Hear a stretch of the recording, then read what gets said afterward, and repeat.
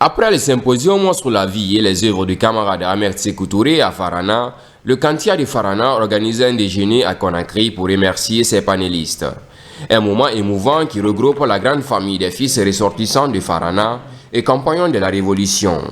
Farana, l'un des plus grands symboles de la Guinée, doit en grande partie au camarade Ahmed Sékou Touré, d'où cette initiative pour immortaliser davantage son héritage. Alors ça c'est une initiative du Kantia de Farana. Le Kantia c'est l'autorité morale des Faranaka à Conakry et qui se bat pour la cohésion et l'unité nationale des fils et fiches de la Guinée.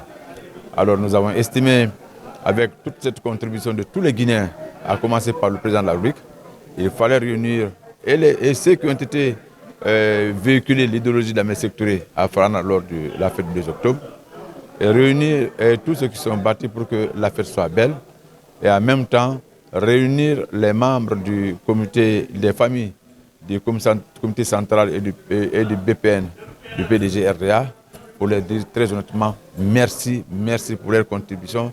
Ce n'est qu'un début. Un processus qui a commencé depuis le 26 mars, date commémorative du décès du premier président de la République. Le Kantia, en souvenir des œuvres de ce grand homme et ancien collaborateur, n'ont pas manqué de porter lumière sur le parcours atypique du Grand Sili. C'était un grand patriote, un visionnaire, un africaniste, un nationaliste et quelqu'un aussi qui s'est investi pour fonder tout ce qui est indépassable en République de Guinée, c'est-à-dire l'État, la République, l'armée, la monnaie, les drapeaux, l'administration, tout ce que tu peux retrouver en Guinée comme symbole d'un État, d'une nation, tu es obligé de faire référence à Ahmed Sékou Touré. Nous considérons le passage de Farana comme la renaissance de la République de Guinée.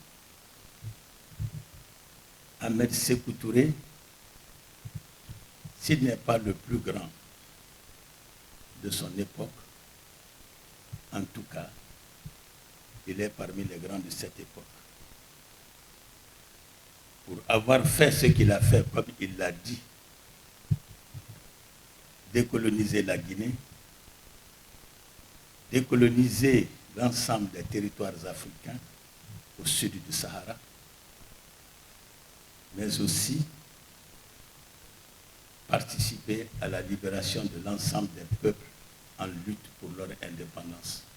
L'État guinéen, dans sa politique de refondation, s'inspire bien de son passé pour construire un lendemain meilleur, d'où la restitution de la case de Bellevue à la famille d'Ahmed Sékou Touré, la rebaptisation de l'aéroport international Ahmed Sékou Touré, la rénovation de la villa Hagia André à Farana. Toute une mémoire collective que le Kantia compte soigneusement garder et pérenniser.